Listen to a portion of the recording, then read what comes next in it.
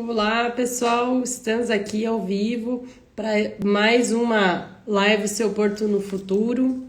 Hoje eu vou conversar com a Adclay Souza. Ele tem muita experiência aí na gestão de stakeholders. Então, oi Maria, e para a gente vai ser uma aula aqui sobre esse assunto. É muito bacana porque a gente acaba muitas vezes pensando muito no cliente final, né? No consumidor final, tendo uma visão aí um pouco míope desse. Olhando só para esse stakeholder. E a gente sabe que, na realidade, uma marca, para ser construída, né, numa sociedade, ela se relaciona com muito mais públicos. Então, é isso que a gente vai falar hoje, é como gerir diferentes expectativas, né? Cada público tem uma expectativa diferente com uma marca. Então, hoje eu vou chamar o Adclay para conversar com a gente sobre esse assunto. Já vou chamar ele aqui. Ele já está online ali. Achei. Então, ele tem bastante experiência nessa área. Ele vai poder... Olá, Adclay, tudo Oi, bom? Flávia, tudo bem? Como é que está? Tudo ótimo. Deixa eu ajeitar aqui a câmera, beleza? Tá bom. A gente mira antes de entrar, aí tem que ajeitar depois, né? Na verdade, eu mirei com o celular cheio, depois que ele dividiu a tela. Aham, daí ele corta a cabeça. Aham, bem isso. Que legal. Então, Adclay, primeiro queria que você contasse um pouquinho, assim, um breve histórico teu, só para o pessoal entender, né, qual que é o teu cenário profissional, digamos assim, para a gente daí entrar no assunto Legal, efetivamente. tá bom. Bom, primeiro, obrigado pelo convite. Sou fã do trabalho da Porto, de você e do Rafa, e para mim é uma alegria muito grande estar aqui falando com você. Que legal. Eu, Que bom que eu você aceitou. sou, Para nós é um prazer também. a minha experiência é mercado automobilístico. Então, eu vou falar bastante, talvez muitos exemplos aí que eu possa trazer vão estar relacionados a isso, mas acho que o tema que você colocou aí, acho que é para nós todos, como consumidor, que a gente experimenta, acho que a gente pode tentar falar um pouquinho de outras áreas também. Mas, voltando à minha experiência, né, eu trabalho há mais de 20 anos, 25 anos aí, sem querer revelar a idade, mas no mercado automobilístico. Trabalhei em duas empresas, basicamente, duas marcas, mais de uma empresa, mas ligadas a duas marcas na minha vida inteira. E como a gente vai falar, né, de comunicação da marca com públicos diferentes, eu acho que nesse setor, e aí em outros que a gente vem usar de exemplo, a gente vai ver que a marca automobilística, no caso, conversa com vários atores aí, e acho que dá para tentar trazer um pouquinho dessa experiência. Eu trabalhei em duas marcas, uma Volvo, em Curitiba, né, quase 17 anos lá, e a outra agora aqui em Ponta Grossa, a DAF, que é uma empresa mais nova, né, relativamente mais nova do que a outra, né, mas já tem bastante tempo, 10 anos aí, a empresa tem 10 anos aqui no Brasil. Empresas que atuam no mesmo segmento, que têm os mesmos clientes e que comunicam de forma diferente, né? Então, tem estratégias diferentes, acho que tentar fazer um pouquinho dessa experiência. Eu atuo hoje basicamente na área de atendimento a clientes, então acho que tudo aquilo que se refere a assim, a maneira como a marca é percebida e como a gente conversa e ouve os clientes, no caso mais ouve, né, do que comunica, mas junto da área de marketing lá que tem esse papel de comunicar, eu acho que é um tema que faz parte do meu dia a dia, então vamos bater um papo legal aí. Que legal. E até a gente estava conversando um pouco antes, acho que é legal alinhar, né? Para a gente que trabalha na área é muito natural, né? Falar sobre stakeholder, mas acho que é legal a gente ter esse alinhamento assim do que é stakeholder, né? Um Sim. conceito aí mais básico para colocar todo mundo na mesma página e não pressupor que todo mundo saiba, né, o conceito. Eu acho que é verdade. Como você falou no começo, é uma forma bem simples, né? As marcas, elas conversam com vários públicos.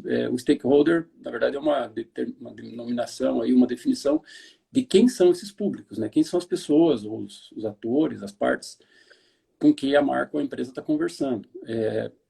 Aliás, até a definição, né? Se a gente for trazer para o português, a palavra stakeholder, a melhor tradução, a mais comum, aí é a parte interessada. Então, os stakeholders são todas aquelas partes que têm interesse no negócio, na empresa ou na marca. né? E como você falou na abertura, né, eu estava vendo aqui antes de entrar, muitas vezes a gente tende a pensar no consumidor final, que é, com certeza, uma parte interessada, até uma via de duas mãos, né? A empresa, com certeza, vai olhar muito para ele e ele vai olhar para a empresa e para a marca na hora de tomar uma decisão. Mas existem outras partes interessadas. Então, normalmente são, você pegar a literatura mais clássica, aí, quando você vai falar de administração, de planejamento, normalmente são 6 partes interessadas, né? Que é o consumidor, que a gente já falou, é o cliente, né?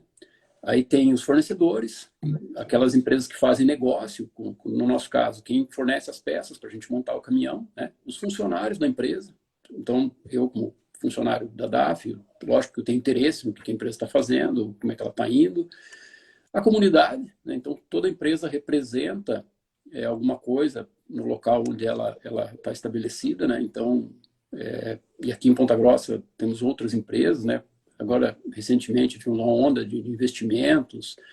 Então, por exemplo, lá na frente da DAF está sendo construída uma grande cooperativa, lá, dois silos enormes lá. Então, quando uma empresa se instala, né, ela gera uma expectativa para a comunidade, ela vai ter um impacto na comunidade. Outra parte interessada é o governo, né? Então, as empresas pagam impostos, as empresas geram empregos, então, obviamente, o governo tem um interesse muito grande, é uma parte interessada considerável. Não sei se eu falei as 6, ou já me perdi aqui, que eu Falou estou que na ordem. Clientes, fornecedores, consumidor, governo, acionistas, né? Então, toda empresa tem um dono, um acionista, no caso da DAF, a DAF é parte de um grupo, praticamente todas as montadoras, todas, acho que posso dizer todas, mas as grandes, né, todas as montadoras automobilísticas são empresas públicas, ou seja, elas têm acionistas, têm ações. Então, esse tipo de público especificamente, que muitas vezes não é só o dono da empresa, né, tem um olhar diferente também para a empresa, para o resultado, para a rentabilidade, para os investimentos que estão sendo feitos, a perspectiva de retorno futuro. Então, eu acho que tudo que a empresa faz e tudo que ela comunica, muitas vezes a gente está acostumado a falar propaganda, a publicidade, mas a gente pode falar depois outros exemplos aí, mas que tudo que acaba tendo um reflexo na visão dessas outras partes interessadas. Sim. E para complicar um pouquinho, né, como eu falei, normalmente são 6 partes interessadas, classicamente falando, mas às vezes a gente pode até dividir esse grupo em grupos menores, né? Então, por exemplo, colaboradores. Eu tenho hoje colaboradores que são da empresa, eu tenho potenciais colaboradores da empresa, tem pessoas que gostariam de trabalhar na empresa, né? Tem talentos que a empresa atrair, quer atrair. E a mesma coisa vale para clientes. Eu tenho clientes que hoje já são clientes da marca, clientes que podem vir a ser clientes da marca. Então, quando a gente olha, por exemplo, qualquer imagem que uma empresa tem no mercado, né? Talvez a imagem faça até mais sentido pensando do foco, assim, os clientes que eu quero atrair, que ainda não compraram o meu produto, né? Por outro lado, muito legal isso que você falou de imagem, porque, na verdade, quando a gente fala em branding, né, a gente fala em coesão da comunicação com todos esses públicos. Então, acho que um grande desafio é esse, né? Você conseguir traduzir uma essência atendendo, até era uma conversa aí um pouquinho mais para frente nossa, mas atendendo às diferentes expectativas. Como você falou, o que o acionista quer? O acionista quer lucro, obviamente, mas ele quer que a empresa tenha uma boa vida, assim, né, de longo prazo, digamos assim. Também o que reputação, sei lá, né? Como que os negócios dele vão. Acho que a primeira coisa é assim, a comunicação com todas as partes interessadas, ela tem que ser consistente, né? Então, assim, a gente, se eu vou propor uma mensagem para o cliente final, que é o que a gente está mais acostumado, eu tenho que entregar aquilo que eu prometi, né? Então, eu não posso prometer um produto que seja extremamente durável e ele não é durável. Ou se eu vou prometer ou comunicar de alguma forma para o acionista que a empresa tem rentabilidade e ela não oferece rentabilidade. Então, eu acho que a primeira coisa para qualquer parte interessada é isso, né? É cumprir a expectativa. Você falou até, né, como é que a gente gerencia as expectativas de todas as partes interessadas. Então, acho que... E aí o desafio é maior porque, às vezes, o que é relevante para uma parte pode ser conflitante com outra parte. Né? Isso a gente... E existem também aí mudanças geracionais, né? Mudanças, eu sempre falo isso aqui nas nossas conversas. O público está cada vez mais querendo ser entretido, né? Por todo momento, por todas as pessoas. Então, assim, uma relação chata muitas vezes não satisfaz mais. Então, talvez os diversos públicos, assim, como colaboradores, a gente hoje fala em employer branding, né? Que é a marca empregadora. Então, as ações de marca, a estruturação de uma marca empregadora, ela é quase tão complexa hoje quanto uma estruturação de uma marca para o consumidor final, né? Sim, sim. Porque para você conseguir atrair esses talentos mais bambambãs daquela geração, você tem que ser fazer muito bem feito, né? É verdade. Eu acho que um exemplo fácil da gente perceber, assim, da comunicação das marcas com os talentos, seja os atuais ou prospectos ou futuros, a gente dá uma olhada no LinkedIn, né? Dá para perceber assim, o nível de atividade, né, para quem usa essa rede social, que é uma rede profissional, mas o nível de atividade que as empresas, todas elas, todas que estão lá, na verdade, ativas, né, tem alguma comunicação voltada para engajar, ou como se falou, até entreter o seu público, nesse caso, os colaboradores, né, uma rede social para colaboradores e empresas. E essa atividade é muito intensa lá. Então, no momento em que, às vezes, o cara está sendo admitido na empresa, ou o próprio funcionário, às vezes, toma iniciativa, né, de publicar que ele passou por um processo de integração, que ele sei lá, ganhou uma comemoração porque completou não sei quantos anos de serviço, porque A participou de um relação evento. mudou muito, né? Empregador, empregado. E o fato disso estar público lá, na verdade, é uma estratégia, né, de comunicar, e algumas conseguem fazer isso espontaneamente, através de fazer com que o próprio funcionário faça isso, ou outras fazem isso ativamente através da sua linha de comunicação interna. Então, é difícil, realmente, não é que é difícil, é um desafio cada vez maior engajar os vários públicos, né? Nós usamos o exemplo de um. Eu costumo brincar assim que eu trabalho numa empresa que tem mais de 100 anos, né? Então, a DAF ela foi fundada em 1928. Então, e muita história já passou ali dentro. Sim. Seguramente, assim, a forma com que a DAF e outras empresas centenárias se comunicou com os vários públicos mudou ao longo do tempo. Né? O desafio agora é diferente. Talvez E lá até atrás, quais eram esses públicos, né? Antigamente, empregado, o funcionário não era um público de interesse, ele era, você tem que agradecer que você tem um emprego e vamos para frente, né? Hoje em dia mudou. se a gente voltar lá para o início, né, do mundo automobilístico, né, Ford, as teorias de administração lá, provavelmente não sei se, por exemplo, a definição de stakeholder naquela época falava a empresa tem que conversar com seus funcionários. Como você falou, talvez assim, o fato do cara ter um emprego e poder, no caso do Ford, né, falar, eu tenho um emprego e posso comprar o carro que eu fabrico ainda. Talvez esse seja o máximo, assim, né? Não tinha muita expectativa de... E a gente pode entrar numa questão também de gerações, de perspectivas, né? E economia, acho que também, né? Nesse caso, assim. Sim. O que eu ia comentar é a questão de, por exemplo, hoje se fala muito que as pessoas têm, principalmente as gerações mais novas, né, os mais jovens, buscam não só o trabalho para ter o salário, mas eles procuram um propósito, procuram ver sentido naquilo que eles fazem, procuram ver sentido no que a empresa que eles trabalham faz. Então, daí para voltar no nosso contexto, né, no momento em que a empresa tem uma linha de comunicação com a comunidade, com o mercado, o colaborador que está ali dentro, ele está se enxergando naquela empresa, está olhando assim, poxa, será que eu estou me sentindo bem aqui, isso atende o meu propósito, eu estou contribuindo para uma sociedade melhor, enfim. Então, aí a gente pode... Acho que vocês estão com um case legal, né?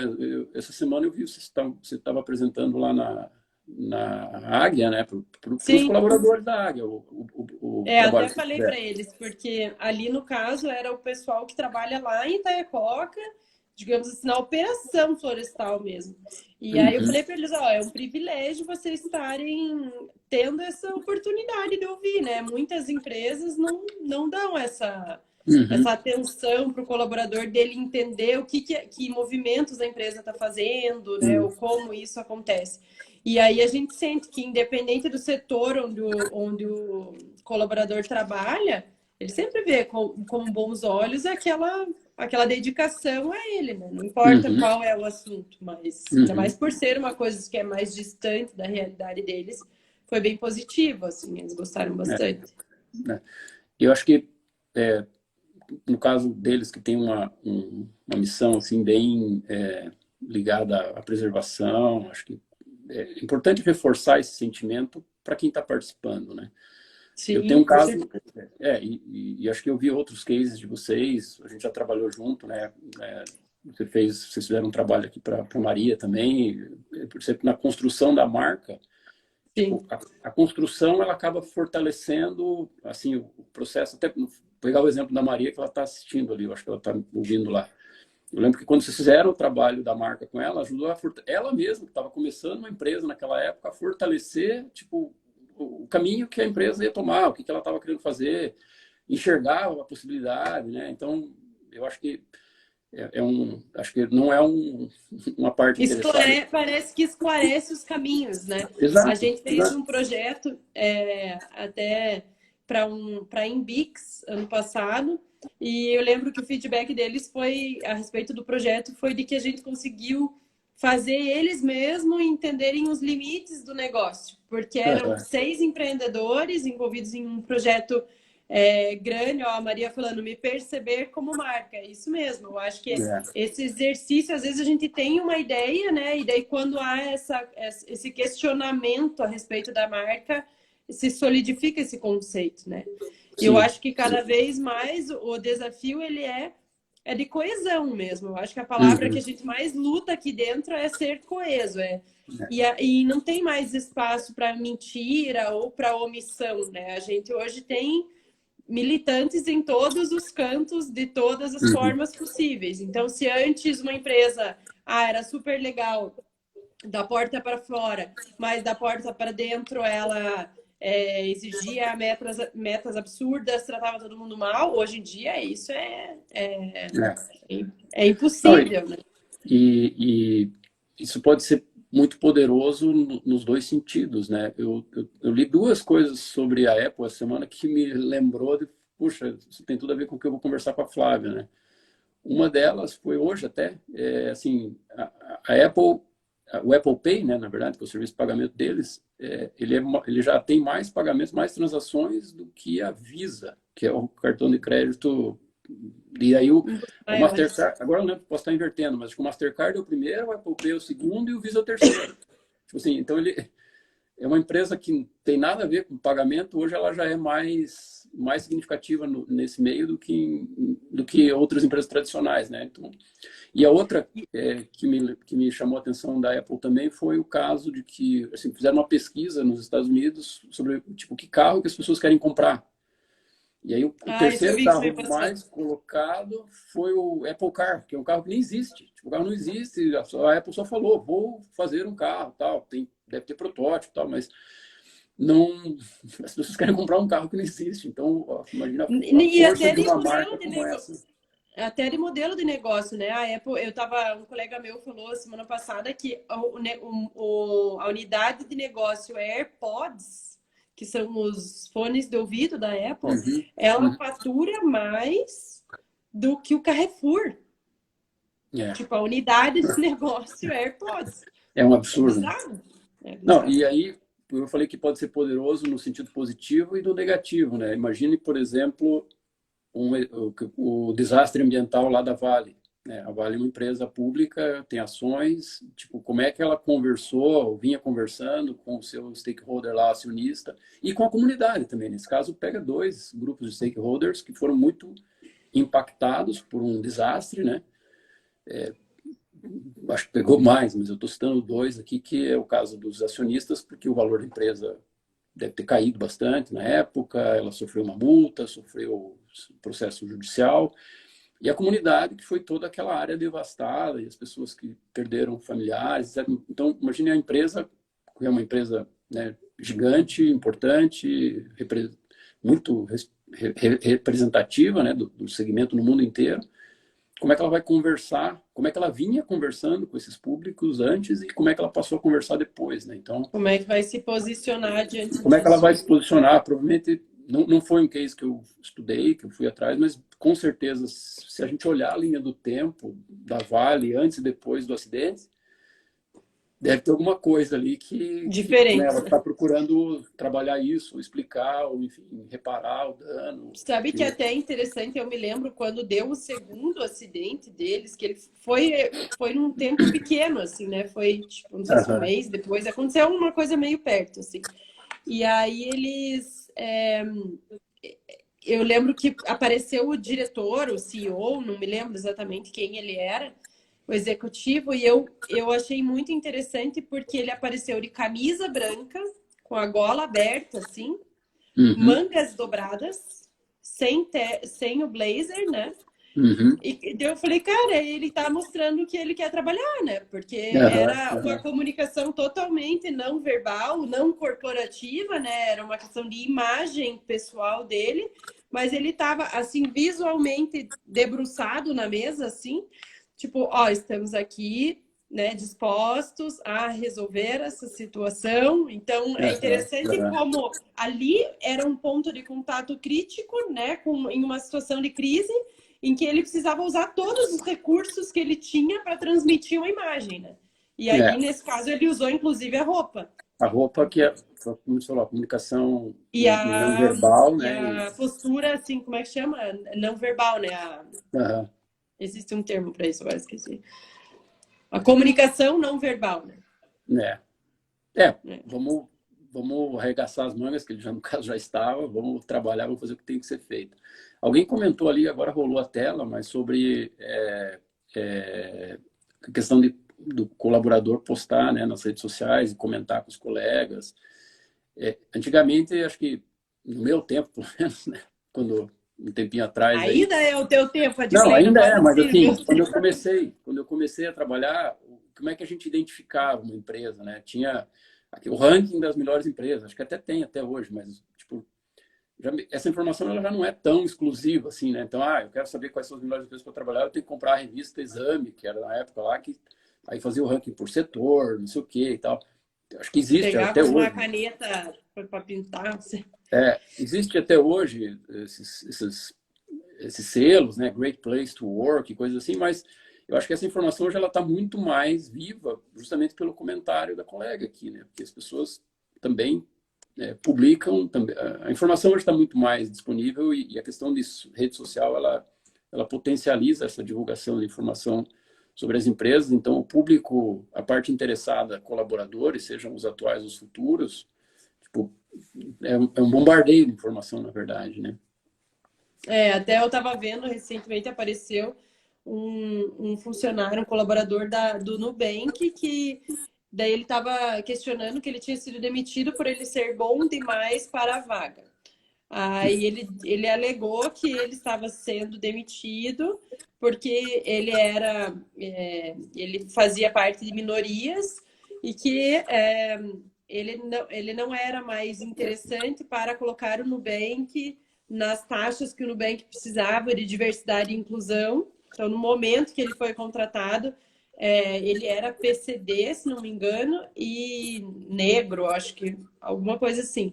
E aí ele falou que para o Nubank, quando ele foi contratado, foi conveniente que ele fosse, né, Uhum, uhum. diversidade. E aí ele tava lá falando um catatal de coisa embaixo, estava uma briga. Tipo, todo mundo tinha gente que falava, tá, mas quando foi conveniente, para você foi interessante, sendo que você já sabia que o Nubank tinha outros problemas. O outro, não, é um absurdo, o Nubank fala que é diverso, inclusivo e fazer isso, né? Então, É. dá bastante pano para Não, dá manga. bastante discussão, mas reforça a questão, né? Que hoje a informação está muito, muito disponível, né? Sim. E a pessoa, antes de trabalhar na empresa, ela vai no Google ali e acha, por exemplo, o cara vai trabalhar, tô participando de um processo no Nubank, procura acha esse post aí, certo ou errado, nem sei, não vou entrar no mérito, mas assim, ela já vai formar uma opinião, né? Ah, pô, Sim, será que eu vou claro. mesmo nesse sucesso? Não, pô, eu concordo com a empresa, não concordo com o cara. Tipo, assim, a informação É, ela vai correr solta, né? é. Acho que uma coisa que era legal a gente falar, que a gente conversou um pouco até da tua experiência, é que em relação a quando as marcas elas têm uma ambição de se tornarem grandes marcas, assim, do ponto de vista mundial, elas precisam entender as relações com os stakeholders como relações de longo prazo mesmo, né? Sim, Porque existe sim. uma série de necessidades que essa marca vai ter ao longo da estrutura dela, que exigem que os fornecedores se adaptem, enfim, que a região dê alguma coisa que é importante para aquela empresa estar ali, né? Queria que você Uhum. contasse um pouco, alguns cases, pode ser do mercado, alguma coisa em relação a isso. Tá. Eu acho que, pegando o caso aqui, né, nós estamos em Ponta Grossa e a empresa que eu trabalho se instalou aqui e na época foi uma novidade, né? Novidade no sentido de que até então Ponta Grossa eu praticamente não participava do segmento automotivo. Tem a Continental, que é uma bela empresa, também uma grande empresa que já estava aqui, mas assim, a DAF está montando um veículo completo, né? E não tem como a gente pensar num negócio desses, com todas essas partes interessadas, se não for no longo prazo, né? Então, a gente, primeiro que antes de vir para o Brasil, a empresa, ela não escolheu por acaso Ponta Grossa, né? Pegou um mapa, assim, vou tipo, rodar, jogou um dardo e caiu aqui. Estudaram outros lugares, aí tem questões logísticas, questões de mão de obra, de universidades, que a gente requer muita mão de obra técnica, né? Tem questões da localização, enfim, eu já falei, né, da logística. Então, se a gente fala, se começa a pensar, bom, eu vou ter uma parte interessada que é uma comunidade e um governo, no caso aqui, o governo estadual, prefeitura, né, federal, sendo no Brasil, ia ser o mesmo. Tem que pensar lá na frente, né? Tem que pensar o impacto e a comunicação com essas partes. Então, se ela vai contratar bastante engenheiro, poxa, a longo prazo, né? Como é que tem a cidade e a Supre região isso, forma né? essa mão de obra, supre essa mão de obra, o desenvolvimento da região, então como é que é a região dos Campos Gerais no estado do Paraná, daqui a 10 anos, daqui a 20 anos, daqui a 30 anos, é uma região que vai crescer, e a gente sabe, né, que a região dos Campos Gerais é uma região, já ouvi há um tempo atrás aí, que é a região que mais cresce no estado do Paraná, então a gente olha o stakeholder no longo prazo e com certeza eles também teriam que nos olhar nesse mesmo longo prazo. Aí, no caso de clientes, né, vamos falar do cliente, que depois eu volto no outro ponto. A marca lá atrás era uma marca nova no Brasil. Assim, a DAF é uma marca europeia e para quem conhece o mundo do caminhão, do transporte, principalmente assim empresas maiores de transporte que têm acesso ao que acontece na Europa, né, que é o berço da DAF, vão em feiras, participam de outras exposições. Então, algumas pessoas conheciam a marca porque ela já é grande lá fora, mas para uma boa parte assim do público que seria a nossa clientela, tipo, aí pegando parte, agora eu vou segmentar esse público, né, por exemplo, motorista, porque a gente tem vários públicos no segmento de transporte. Eu posso estar falando com o transportador, que é o dono da empresa, mas eu tenho um motorista que dirige o caminhão, eu tenho outras empresas que fazem parte da cadeia, por exemplo, quem vende o caminhão é uma revenda, é uma concessionária, isso é para a DAF, para todas as empresas do segmento automobilístico. Então, dentro do segmento clientes, a gente tem vários públicos, e aí, para esses vários Com públicos, anseios diferentes, né? Com com anseio necessidades diferente. diferentes. Um Exato. busca custo, outro busca conforto, né? Outro busca Exato. lucro. Então, mas aí se a gente falar de longo prazo, né, provavelmente para o transportador que está comprando uma frota de caminhões, ele tem um horizonte ali, que é uma empresa, que ele também está pensando no contrato, que ele precisa atender um cliente dele para transportar alguma coisa, esse contrato deve ter um horizonte de 5 anos, sei lá. Então, talvez esse seja um horizonte ali de prazo para quem está tomando a decisão de comprar um caminhão. Agora, se eu pego uma empresa que está investindo para abrir uma concessionária da DAF, ou da Volvo, da Mercedes, da Scania, ele vai olhar assim, cara, tá bom, eu vou investir, vou construir uma concessionária, que é um imóvel, um edifício, eu vou investir, ou abrir uma empresa. Talvez ele vá pensar lá na frente, 10 anos, 20 anos, 30 anos. Então, a gente teve que estabelecer assim uma comunicação pensando sempre em longo prazo e entendendo também a realidade daquela parte com quem a gente estava conversando, né? Eu participei, falei de concessionária porque eu participei aí do começo da DAF, justamente numa função relacionada à montagem das concessionárias, a escolher quem eram as empresas que seriam parceiros da DAF. A gente não falava menos de 10 anos, assim, não fala, né? Não tem como falar menos de 10 anos. Só isso que você falou de construir um imóvel, né? Já é uma coisa que a pessoa se prende totalmente a você, né? O imóvel ele pode ser usado depois para outras finalidades, mas não é uma decisão fácil. Eu construí aqui, que nem a tua casa, né? Você construiu uma casa, você e o Rafa construíram uma casa há um ano e pouco atrás aí, né? Terminei a casa e tal. E também tem o seguinte, casa a gente nunca termina, né? Não sei de vocês, né? Tá sempre... Eu descobri isso há um ano e meio também. Eu desde que me mudei para Ponta Grossa aqui, eu não terminei a minha ainda, então fica tranquilo que tem tempo. Você não faz uma casa e fala assim, agora, tipo, vou fazer outra, porque tipo, já terminei essa aqui, vou para outra. Então, assim, é mais ou menos como construir a sua casa, a sua própria casa, né? Você está pensando e você vai estabelecer uma relação de longo prazo com a casa, com tudo que está em volta dela, para fazer sentido, né?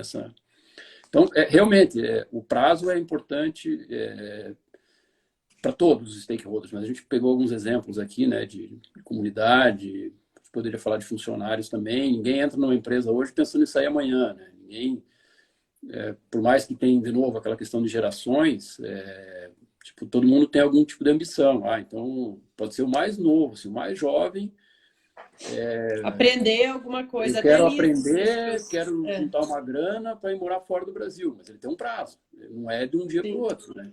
Ele pode ser um cara que está com, sei lá, já com uma família formada, com uma vida constituída e quer ter uma segurança e se aposentar na empresa daqui a 5 anos. Tipo, os dois têm prazo, mas e tende a ser longo, né? Nunca é, como eu falei, de um dia para o outro. Então, a empresa tem que pensar na comunicação, estabelecendo, clareando essa visão de longo prazo, né, para todo mundo, para todas as partes. Ela tem que mostrar tipo, para onde ela está indo, oferecer esses prós e contras, né? E para que cada parte interessada possa tomar seu julgamento e enxergar, usufruir dessa relação também. Exato, partilhar, né, dessa visão de longo prazo para que juntos as partes consigam caminhar, né? E até a gente falou, por exemplo, quando se trata de uma fábrica, provavelmente alguém vai fabricar coisas específicas para você. Para isso, vai precisar comprar equipamentos específicos para aquilo que são de alto valor agregado. Então, também, o que a Maria falou ali, relações e confiança. Então, a marca, ela é essa chancela, né? Se uma marca ela é instável, ela não consegue transmitir essa confiança. Então, exato. Estabelecer essa relação de confiança, como eu falei no começo, né? Tipo, a comunicação com todas as partes tem que ser consistente, ela tem que comunicar, entregar, e isso vai reforçando o que a Maria falou ali, que é estabelecendo essa relação de confiança. E você falou um exemplo de fornecedores, né? Então, a partir do momento que uma empresa se instala, ela também, em volta dela, não necessariamente fisicamente, mas assim, pode ser em outras cidades, mas alguns fornecedores acabam crescendo junto para poder abastecer aquela fábrica ou aquela indústria. Vou usar o exemplo da cooperativa que está sendo construída ali na DAF, né? Na DAF, na frente da DAF. Imagine a cadeia de produtores da região e as cooperativas que se agregaram ali para construir aquele empreendimento. O que isso não vai movimentar, né? Com certeza ninguém ali pode pensar, não, qual vai ser o resultado do ano que vem? Né? Tem que pensar no resultado lá para frente. E assim, é claro que a questão aqui é que assim, o equilíbrio, né, como a gente falou, tem o desafio de manter a comunicação com todas as partes interessadas e atender cada uma delas na sua visão de longo prazo e na sua perspectiva, nas suas expectativas. Mas, assim, acho que a empresa que consegue fazer isso, que ela consegue harmonizar a comunicação com todas as partes, atender as expectativas de todas as partes, construir uma relação de longo prazo com todas as partes, ela seguramente ela vai colher um resultado melhor do que uma empresa que, eu vou focar só nos meus Olha acionistas. hoje. Então, eu vou focar nos meus acionistas. Eu vou trabalhar com o mínimo de custo possível, não vou investir, vou entregar o resultado de lucro imediato no curto prazo. A teoria já fala isso, essa empresa não vai muito longe, né? Então, ao mesmo tempo, se ela falar assim, não, eu vou atender os meus colaboradores, vou ser a melhor empresa, porque eu vou pagar os salários mais altos. Não estou dizendo que tem que fazer isso, tem que fazer também, mas assim, na medida certa, né? Só que deixa de atender os acionistas. Então, tem uma empresa, né, um concorrente nosso aí, que anunciou semana passada aí um plano de demissão de 3 mil funcionários. Vão desligar, desativar vários setores da empresa, vão terceirizar um monte de atividade e tal. Isso dá quase dá mais de 30%, acho, da força de trabalho deles. Então, imagine o impacto, né, dessa comunicação e as expectativas que foram geradas, cumpridas ou não cumpridas, não sei. Famílias, né? Tudo isso. Mas tem um impacto disso, né? Então, claramente um exemplo de conflito desse. Eu até dei o exemplo sem querer e me veio o nome do concorrente aqui na cabeça. É um conflito claro entre o que o acionista espera, né? Porque a empresa anunciou, olha, eu preciso desativar várias unidades aqui e vamos desligar 3 mil pessoas para melhorar a rentabilidade, porque ao longo dos anos, os investimentos que nós fizemos, blá, blá. Do outro lado, tem a expectativa dos colaboradores, estão em greve agora, porque eu vi uma notícia hoje que entraram em greve, o sindicato já acionou lá o pessoal para fazer greve. Então, é um conflito claro, né? Agora, como é que faz para equilibrar isso aí, né? E como é que... No Brasil, é um país que o sindicato ele é um stakeholder bem forte, né? Sim, Principalmente para indústrias assim, né? Ele formalmente ele representa, né? Ele é um representante de um grupo de stakeholders, né? Que é uma entidade que representa os colaboradores. Colaboradores. Tem às vezes outras... E até a gente falou uma outra coisa que acontece também. Então, por exemplo, a gente tem, né, os concessionários e a gente tem os colaboradores da fábrica, a gente tem os motoristas, enfim, vários stakeholders. E um deles é o colaborador do concessionário, né? Então, vai mais longe ainda, digamos, um passo mais longe. E aí existe um desafio também de capacitar essa pessoa, né? Porque existem tecnologias que são só daquela marca, ele precisa estar preparado para receber o cliente lá na ponta, resolver o problema do produto lá na ponta. Então, qual que é o desafio também de suprir expectativas de experiências 1000, né? A gente sabe que todo mundo quer que as marcas tenham experiências incríveis, gerem experiências incríveis. Então, quais são os desafios para capacitar esse tipo de público também? A gente, só foi você falar de concessionários e treinamento, o Gustavo entrou aqui, ó, ele é o colega lá, mas vou tentar responder sem... Não, brincadeira, eu já trabalhei nessa área, então, senão eu vim sem pedir ajuda dele. Gustavo, você pode ajudar ele ele se o Edclay se apertar aí. Mas, assim, uma curiosidade, né? Nós temos 53 concessionárias no Brasil, 53 lojas, né, físicas que revendem os caminhões e atendem, fazem serviço. E se a gente somar os colaboradores das concessionárias, o número é maior do que os colaboradores da fábrica, né? Então, é um pouquinho maior, assim, não chega a ser o dobro, mas é maior. Assim. Então, só das empresas que atendem, vendem e atendem os caminhões da nossa marca. Se eu falar de fornecedores, por exemplo, nossa, então o número...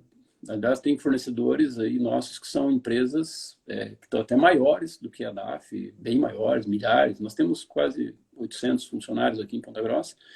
Tem fornecedor nosso que tem 5 mil, 6 mil funcionários. Então, a gente não comunica tanto com os colaboradores dos fornecedores, assim, diretamente, como no caso das concessionárias, embora a gente tenha algumas atividades. a gente periodicamente, justamente na questão do longo prazo, né? A gente, por exemplo, agora, mês passado, a gente organizou aqui na fábrica um encontro com os principais fornecedores da DAF, para discutir o futuro, discutir a visão de longo prazo, estratégia, enfim, o que vem pela frente, Engajar também. justamente para alinhar, né, as expectativas. Para o lado das concessionárias, a gente tem um processo muito parecido. A gente, de tempos em tempos, aí começando pela alta direção, né? A gente se reúne com eles, conversa, planeja o futuro, estabelece metas de curto, médio e longo prazo. Então, eu acho que mas isso ainda é no nível da direção. Quando a gente vai falando com os colaboradores da empresa, como você citou bem, a gente tem ainda como fábrica, né, uma missão de treinar várias pessoas que são colaboradores das concessionárias. Então, o cara que vende o caminhão, o cara que vende peça, o cara que presta o serviço no caminhão, que faz a manutenção. Então, todo esse público, eles precisam de conhecimento técnico, né? Eles precisam saber, então, qual peça que eu monto, quando que eu faço isso, quando que eu faço, como que eu monto tal peça, como que eu vendo tal peça, como que eu explico e vendo o caminhão. Mas essa é a parte, vamos dizer, eu diria até relativamente simples do negócio. Não é tão simples assim de fazer, mas assim, passar o conhecimento técnico, né? Agora, acho que a questão principal é o engajamento, né, com a marca. Então, como é que eu posso fazer um paralelo, né, que a gente falou de a melhor empresa para trabalhar, como é que eu atraio, como é que as pessoas vão olhar lá o que a DAF está fazendo, puxa, eu gostaria de trabalhar nessa empresa, e eu fazer a mesma coisa depois com um funcionário, com um colaborador da concessionária, né? Então, nós temos muita gente no mercado que é apta ou tem experiência para vender um caminhão, por exemplo. Mas o que faz ele querer vender um caminhão da DAF e não um caminhão da outra marca? Porque é uma marca que tem uma história bacana, porque é uma marca que está chegando no Brasil e está construindo uma história bonita, porque o caminhão é bonito, porque o caminhão os clientes gostam, então, para o vendedor é mais fácil. Então, são elementos que a gente precisa contar uma história no sentido positivo, né? Não é contar uma história qualquer, mas contar uma história para fazer com que as pessoas queiram participar dessa história do lado de um stakeholder ali, né? Que é a revenda. E nessa história, ao participar, que ele consiga também fazer sentido na trajetória dele. A gente tem alguns exemplos. Nós estamos fazendo agora um programa bem forte com mecânicos da rede, né? Então, a própria concessionária aqui de Ponta Grossa, ela tem um exemplo bacana, que ela começou agora uma parceria com o Senai, né? Então eles estão desenvolvendo um programa para a comunidade. Não tem nada, assim, lógico que no final das contas tem a marca por trás, mas a concessionária junto com o Senai e a fábrica, a nossa fábrica está participando disso também, estão investindo aí em capacitação de jovens da comunidade, formação técnica, enfim, fazer com que essas pessoas ao mesmo tempo que estão cursando lá o segundo grau, enfim, alguma coisa, estão tendo uma formação técnica. No final desse processo, eles podem ou não vir a trabalhar na concessionária. Mas é uma coisa de mão dupla, assim, né? A concessionária... Oportunidade. Ajudando a construir uma comunidade, a desenvolver a comunidade onde ela está inserida ali, e no final ela vai ter provavelmente um retorno que uma parte desses jovens que passarem por esse programa, ela vai contratar já como uma mão de obra mais qualificada para aquilo que ela espera, né? Então, e aí a gente olhando do lado de fora agora, né? Da parte interessada, né? Uma pessoa que está lá na comunidade, está tendo a oportunidade de fazer um curso técnico, que é patrocinado, enfim, ou fomentado por uma empresa.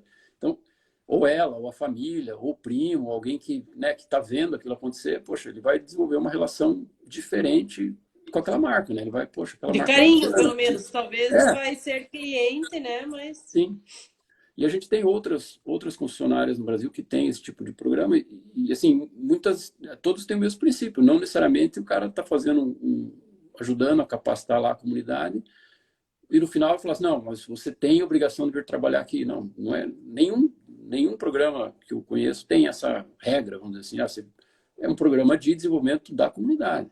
Mas é meio que uma mão lava a outra, né? A pessoa se sente mais atraída também. Sim. Mas o que é legal também, eu acho, em relação a isso, é que acaba que, assim, são marcas diferentes, né? Por exemplo, a DAF é uma só, mas a concessionária, ela representa a DAF, mas ela tem a marca da concessionária também. Só que o que não adianta a DAF se preocupar só com a comunicação dela e não ter um bom relacionamento com o colaborador que está lá na ponta, porque se o cliente for maltratado pelo colaborador da concessionária, vai, de certa forma, dizer a respeito da marca da DAF, né? Ele não vai pensar, eu fui maltratado pela concessionária ABC. Isso, de alguma forma, respinga na DAF. Pode não ser direto, né? Pode ser um problema pontual da concessionária, mas É, acaba sendo uma responsabilidade da DAF também, né? todas as concessionárias têm, né, um grupo, a gente fala grupo econômico, né, que é o investidor que está por trás da concessionária. Alguns dos nossos concessionários são investidores de outras, distribuem outros tipos de produto também, não caminhão, né? Nossos funcionários são distribuidores de caminhão exclusivo DAF, mas às vezes o cara vende carro, vende moto, e normalmente esse grupo tem um nome, né? Como aqui em Ponta Grossa tem a MacPonto, né? Concessionário de máquina agrícola e caminhão DAF. Mas muitas vezes a gente recebe, assim, na fala dos clientes, na comunicação, assim, ele fala assim, eu fui lá na DAF de Curitiba, né? Então, eu fui lá na DAF de Guarulhos. Não Então, existe essa não existe, percepção do assim, nome muito... do grupo, né? Não, e não é exclusividade nossa, né? Acho que o mercado funciona mais ou menos assim, porque... Você não fala, eu vou lá na Copavel, você fala, eu vou na revendedora da tal marca, né? Exato. Então, e pode ser um pouco assim, simplicidade na comunicação. É mais fácil falar DAF de São Paulo, a DAF de Guarulhos, mas eu acho que por trás ainda tem um pouco assim de uma certa, tipo, um certo desconhecimento, assim, dependendo do público que está falando ou está expressando, que assim, não, é tudo a mesma coisa, entendeu? É a fábrica e a concessionária. Não, e ele está indo lá muito provavelmente porque ele quer o caminhão DAF, ou porque ele está Sim, se relacionando com aquela marca, né? Então, sim. Então, assim, é uma eu tô consequência, aqui em Ponta digamos assim. Grossa, eu uso um uniforme. O cara que está lá usa um uniforme. No bordado aqui no peito está a mesma marca. Assim, grosso modo é a mesma empresa, entende? Muito embora a gente está Sim. falando de CNPJs diferentes, e donos diferentes, acionistas diferentes, mas, então, eu acho que esse exemplo ilustra bem a importância, né, de como é que a gente precisa comunicar a marca, os valores, o propósito, enfim, para públicos diferentes e às vezes está muito pertinho, assim, às vezes quem está de fora nem enxerga que é diferente, mas a gente tem que olhar as coisas em perspectiva diferente, né? E vocês estão num setor que, nesse aspecto, também ele é mais... O público está em trânsito, né? Porque o Uhum. negócio do teu cliente é rodar o Brasil. Sim, Então, ele muitas vezes vai ser atendido aqui, se for a transportadora daqui, mas ele vai ser atendido em Campo Grande, ele vai ser atendido, sei lá, no Ceará, né, no Nordeste, em todas as regiões do Brasil, porque ele pode ter algum problema no caminhão ou alguma necessidade em diversas regiões. Então, como é um cliente que ele tem que experimentar os contatos com a marca, né, nos diversos lugares. Não é que nem a gente, vou comprar uma blusa na Zara daqui. Eu não vou na Zara de Recife, na Zara de Manaus, na Zara de Curitiba, de São Paulo, né, para ver se todas são iguais, se a roupa toda é uhum. igual. Assim. Não Uhum. é a tua característica se locomover, mas a do negócio de vocês é. Com certeza. E a gente tem uma parte assim do treinamento, do desenvolvimento é justamente focar que esse padrão de atendimento, né, essa expectativa, ela seja atendida no mesmo nível em qualquer parte. Mas assim, quando você fala, eu às vezes eu até me sinto meio, quando eu viajo assim, eu entro num shopping, às vezes eu sinto que é coisa meio, o shopping é o shopping em qualquer lugar, entendeu? Parece que as suas É mesmas, uma entidade mas não chamada é, shopping. e as mesmas lojas âncoras que estão lá são as mesmas, tipo, sei lá. Então, a gente tem isso, mas a gente tem uma certa dose de bastante, eu diria, que é positiva, no meu ponto de vista, de personalização, né? Então, existem alguns elementos da marca, por exemplo, o layout das concessionárias, muitas das nossas concessionárias foram construídas do zero, né? Ele é muito parecido, assim, ele tem um conceito, o cliente está no centro, de várias áreas que compõem a concessionária, as áreas são integradas, então isso é um padrão que a gente tem, mas eu não vou esperar que um atendimento no Rio Grande do Sul seja igual a um atendimento no Nordeste na questão da comunicação pessoal, né? Então, a gente vai na concessionária do Rio Grande do Sul, o pessoal toma chimarrão lá, durante o trabalho, assim, e compartilham a cuia. Eu tomo chimarrão em casa também. A Maria toma mais, mas eu tomo um pouco também. Então, e eu estou falando esse exemplo porque e a gente tem bastante estrangeiro na empresa, né? E, tipo, compartilhar uma cuia de chimarrão é um hábito, é uma coisa que algumas pessoas olham e falam assim, que esquisito, cara. Ainda mais nesses tempos de... Não vou dividir um copo, mas a cuia a gente não discute e a gente divide. Então, então, no Rio Grande do Sul, tipo, é comum, né? Você vê cuia de chimarrão na concessionária, você vê algumas pessoas na reunião compartilhando a cuia, etc. E provavelmente no Nordeste, no Norte, a gente vai enxergar coisas, principalmente a gente que mora aqui no Sul, né? A gente vai enxergar coisas diferentes que talvez vão estranhar um pouco, mas faz parte dessa personalização. E acho que o nosso público, o caminhoneiro, né? O caminhoneiro tem muito assim dessa questão, eu vivo na estrada, eu gosto de viver na estrada. Então, para eles, acho que isso até faz parte um pouco do que eles gostam, né? Tem a cultura do caminhão também, né? A cultura de estar conversando com gente diferente, estar indo em lugares diferentes, estar aprendendo coisas, né? Ou vendo coisas diferentes. Então, eu acho que para eles, se fosse como no meu sentimento quando eu entro num shopping, né? Eu entro numa Zara, é igual em qualquer lugar, talvez ficasse um negócio até meio aborrecido, assim, né? Tipo, meio...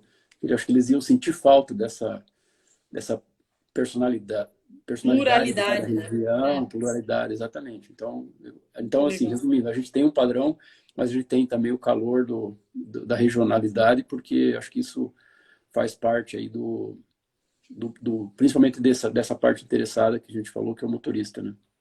E como traduzir, né? Eu acho que assim os atributos são o mesmo, mas ser acessível em Salvador é uma coisa, ser acessível em Ponta Grossa é outra, né? Uhum, Tipo, ainda mais aqui no sul, você vai pegando um povo mais fechado, né? Assim, até às vezes no próprio Paraná já dá diferença. Pegar Maringá, por exemplo, o sim, isso pessoal é já verdade. mais Isso é verdade. aberto, né? É. Que legal. E a gente tem falando ainda de público, né? Acho que tem no mundo automotivo aí, a gente tem uma questão importante hoje, quer dizer, já sempre foi importante, mas está cada vez mais importante, que é a questão assim de impacto ambiental, segurança.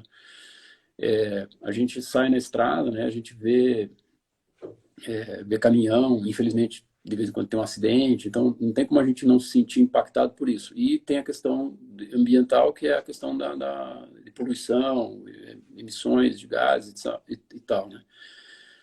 Esse é um outro público que é a comunidade, no geral, mas assim, segmentando um pouquinho, né? Uma linha de comunicação que hoje está bastante presente aí no segmento.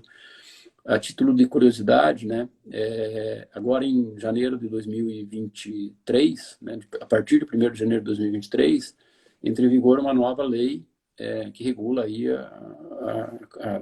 o nível de emissões permitido de caminhões, de veículos pesados.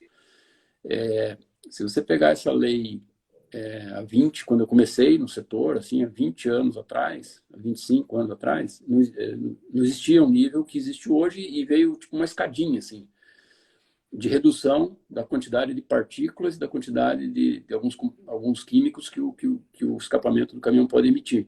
Mas, assim, essa escadinha ela é brutal. Assim, se você olhar o gráfico, assim, tipo, é como se começasse assim e hoje o nível é assim, ó, num gráfico. Assim. Então, resumo, Absurda a diferença. o caminhão, hoje, ele polui 500 vezes menos do que um caminhão poluía 25 anos atrás.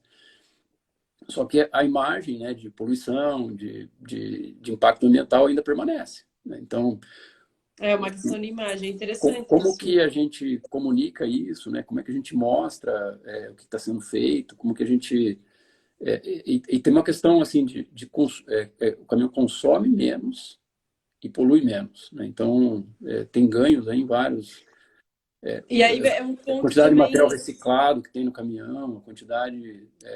Agora há pouco eu estava lendo uma publicação aqui de uma empresa. Está crescendo muito a questão de reciclagem de componentes, reciclagem de veículos, veículo que chega no fim da vida. Tem uma discussão no Brasil agora para renovar a frota. Então, quando a gente pega a idade média de frota de caminhões, o Brasil, dos países grandes aí, é o que tem a frota de caminhões mais antiga em circulação, assim. Por questões da nossa economia, questões Pobreza, né? culturais e tal, mas tem uma discussão forte também de como é que o país pode trabalhar para diminuir a vida útil, diminuir o tempo de vida dos caminhões. Então, por isso que eu falei da reciclagem, né? Então, com certeza, um caminhão com 10 anos de vida vai poluir mais que um caminhão mais novo. Então, Claro. tem toda uma questão E a aí. gente estava falando na nossa pré-live, né, sobre qual é o futuro desses combustíveis, né? Então, será que há caminhão elétrico ou é conseguir, através de fontes renováveis, fontes Uhum. sei lá, eco-friendly, né? A gente falou sobre hidrogênio, por exemplo, que às vezes a questão do elétrico ela exige uma infraestrutura aqui num país como o Brasil, que tem Sim. centenas de problemas estruturais, né, e pobreza e tudo mais, você exigiria uma mudança muito grande, que provavelmente É. a gente não vai conseguir fazer, não tem autonomia de viagem também, né? Acho que a questão do elétrico, ela passa primeiro pela estrutura de carregamento, né? Acho que para automóveis hoje já é um desafio, né? Eu fui no Palladio, acho que semana passada, e eu vi lá por acaso tem uma tomada lá não sei se é uma só, mas eu vi uma só. Então, imagine, não sei quantos carros elétricos tem em Ponta Grossa, mas vai chegar uma hora que a estrutura ela tem que Vai acompanhar, fazer né? fila. Já vi relatos, então isso que eu ia falar, eu vi um relato de um cara que fez uma experiência, meu final de semana na praia com um carro elétrico, alugou um carro e foi para a praia. Tipo, o relato dele foi basicamente o martírio dele conseguir carregar o carro para voltar para São Paulo. Tipo, porque não foi no lugar, o carregador estava quebrado, no outro o pino não encaixava no carro dele. Então, e no transporte, vai passar por esse desafio também.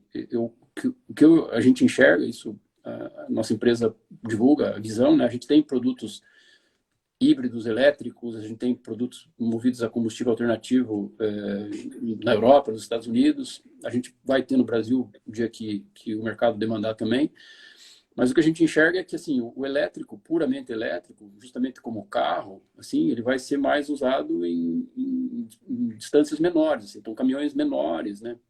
Uma coisa que eu não citei, né? A gente tem uma gama de caminhões que vai de um caminhão que faz viagem daqui para Fortaleza e tem um caminhão menor que faz distribuição de verduras aqui na cidade, por exemplo, de material de construção. Então, para esse caminhão que roda aqui dentro da cidade, um elétrico talvez faça sentido, porque o caminhão trabalha durante o dia e vai carregar na empresa à noite. Agora, um cara sair daqui de Ponta Grossa e ir para Fortaleza no caminhão elétrico, ele já tem que saber onde vai carregar, quanto tempo vai carregar, vai ter o carregador disponível, então é mais difícil, né, num transporte de longa distância. Por outro lado, aí questão de hidrogênio, gás, etanol, a gente tem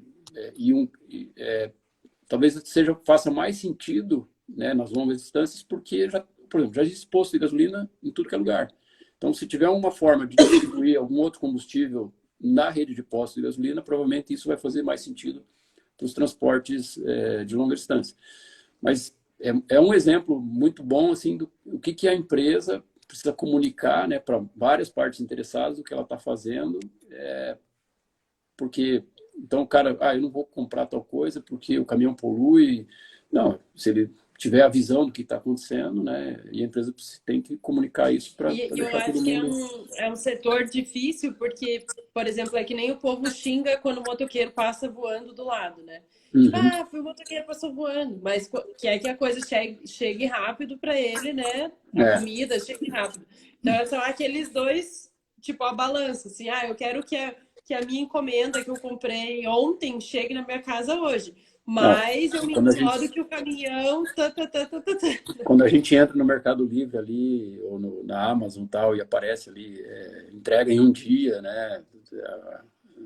a gente fica muito feliz, né? Só que às vezes a gente esquece o que está por Mas trás aí disso você aí. tá na estrada lotada de caminhão, né? E daí, às É verdade. vezes, tipo, pô, é muito caminhão, não sei o que, é mais A gente, difícil. acho que, eu não sei do tempo aí, Flávio, mas só para terminar a última historinha aqui, acho que na pandemia a gente teve um teste muito bacana disso para o setor, né? Um teste, assim, uma discussão bem interessante, que foi assim, né? Tudo parou, né? A gente ficou em casa e tal. E a nossa indústria, né? A gente teve uma questão, assim, muito forte, assim, de que o transporte não pode parar. Então, Não porque para, o caminhão né? transportava comida, transporta gás, transporta medicamento, e na época a gente fez uma série de ações aí, acho que daria para fazer até uma outra live contando um pouco isso. Como é que a gente manteve, por exemplo, a comunicação com os funcionários, a comunicação com os motoristas? Por exemplo, uma cidade está em lockdown, foi decretado lockdown em São José do Rio Preto, um exemplo real que aconteceu lá Eu em lembro, março, né? abril de 2013. Mas o caminhão está lá, ele precisa transportar, ele precisa fazer manutenção, ele precisa comprar peça. Então, e a gente implementou naquela época algumas ferramentas, alguns processos que existem até hoje, né? Por exemplo, agendamento de manutenção. Naquela época, que é um processo bem comum, na verdade, diga-se de passagem, nos funcionários, mas a gente teve que adaptar ele para para funcionar na pandemia, né? Então, e não era nem a questão de agendar a manutenção, era a questão assim, qual funcionária que está aberta, qual que horário, tipo, em algumas cidades você podia atender, mas tinha que ser agendado, o portão tinha que ficar Eu fechado. lembro bastante, porque na época a gente atendia a MacPonto. Então, cada dia tinha que fazer uma comunicação diferente a respeito de, até que as É, coisas se estruturaram mais, né? exato. Não, pode ir os colaboradores, não pode. Alguns estavam remotos, Só outros não. serviços, né? Teve uma época, não É. podia, Não, como se podia, fosse a assim, lojas. cada É. cidade aparecia uma regra diferente em geral, assim. Cada dia a gente aprendia uma nova, assim, sabe? Elementos culturais fortes. Que E legal. a gente teve que manter toda a comunicação, todo o treinamento com todos os públicos naquela época também. Acho que a gente aprendeu bastante coisa, né?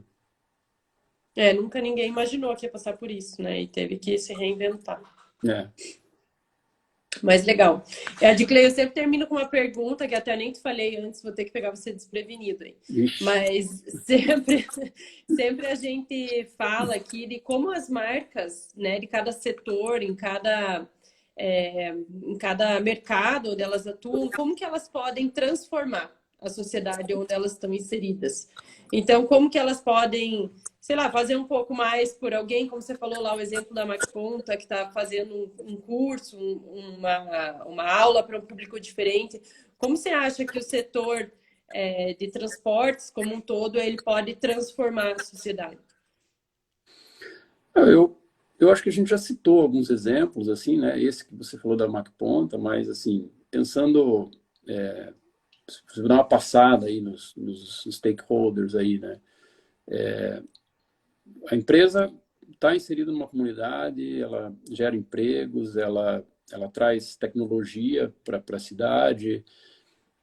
A gente a gente tem várias iniciativas, assim, por exemplo, com as universidades, com os cursos técnicos aqui da região, a Universidade Tecnológica Federal do Paraná, o EPG.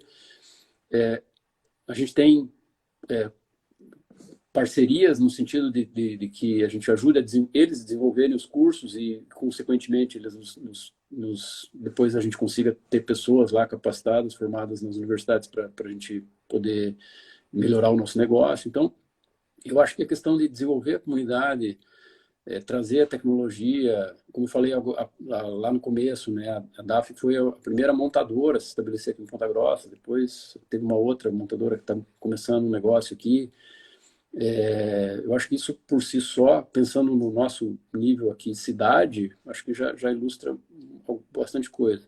Se a gente expandir um pouco pensando país, né,